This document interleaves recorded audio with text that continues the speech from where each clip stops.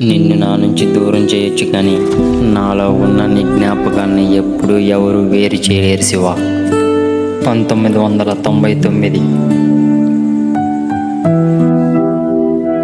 December 31. వీటన్నిటిని ఆపేస్తానని నాకు మాట ఇవ్వను.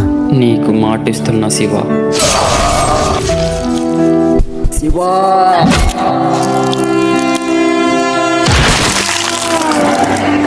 అన్ని మూటలు కట్టేసి సముద్రంలో పడేయండి రా.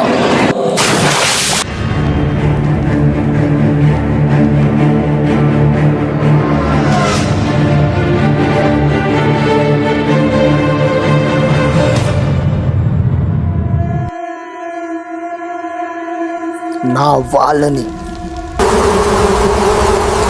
ఒక్కొక్కరిని నరికి చంపుతుంది ఎవడ్రా?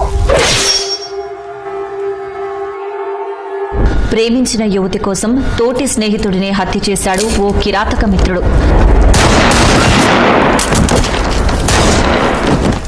మాయ, అంతా మాయ, ఈ లోకమే మాయ. బంధాలు బంధుత్వాలు అన్నీ అవసరానికే, కానీ స్నేహం అవసరానికి మించి. మనం చూసేది నిజం కాదు, మనం చూడండి అబద్ధం కాదు, అంతా మాయ. గంజాయి తాగి తాగి పిచ్చి పట్టినట్టుంది. ఏం మాట్లాడుతున్నారా ముసలి నా కొడక? నిజం. ఆ నిజానికి భయం ఎక్కువ, అందుకని అది ఎప్పుడు మనిషి లోపల దాక్కుని ఉంటుంది. ఏంటి నిజం చెప్పు. ఇలా వచ్చి కూర్చో, అసలైన నిజం ఏంటో నేను చెబుతా.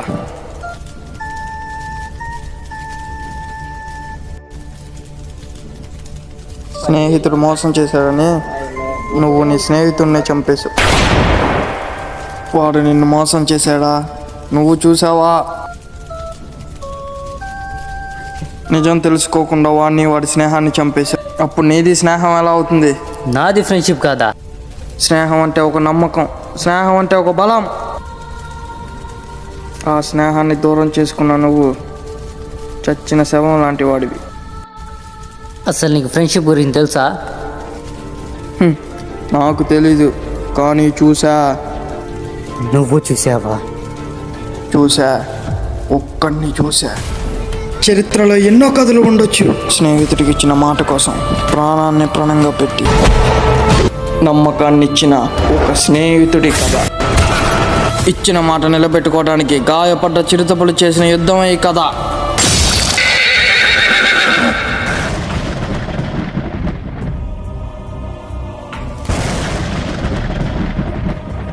సముద్రం చూడటానికి అందంగా ఉండొచ్చు, కానీ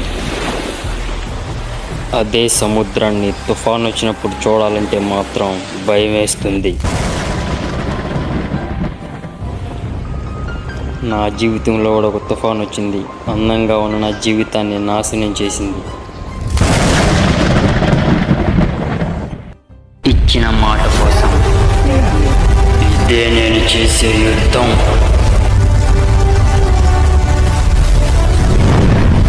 నా పేరు గుణ.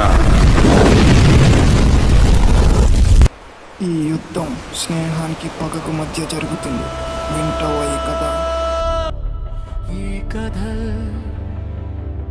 ఒక చరిత్ర, ఈ స్నేహం ఒక ప్రాణం,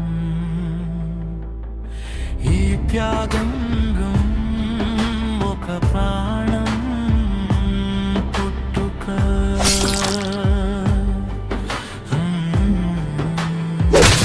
ఆ పుట్టుక ఒక రాక్షసుడి అంతం. ఈ ఆశ ఒక మనిషి కోసం, ఈ పోరాటం ఒక యుద్ధం కోసం. ఈ యుద్ధం నీ కోసం.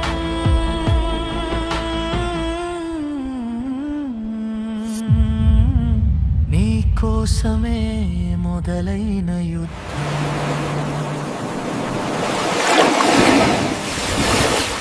తర్వాత ఏం జరగబోతుంది? యుద్ధం జరగబోతుంది.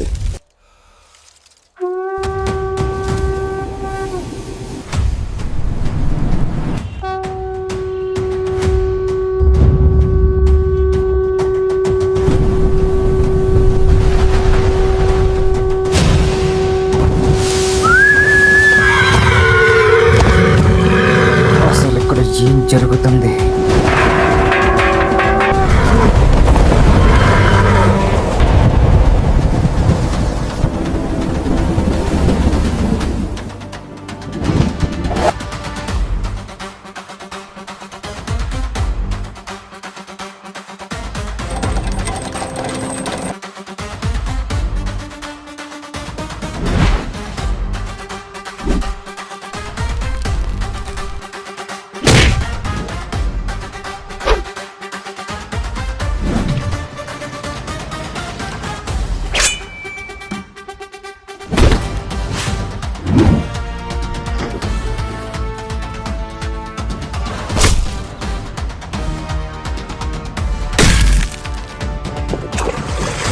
వాడు వచ్చాడంటే ఎవరో ఎవరికి మృత్యువు తప్పదు.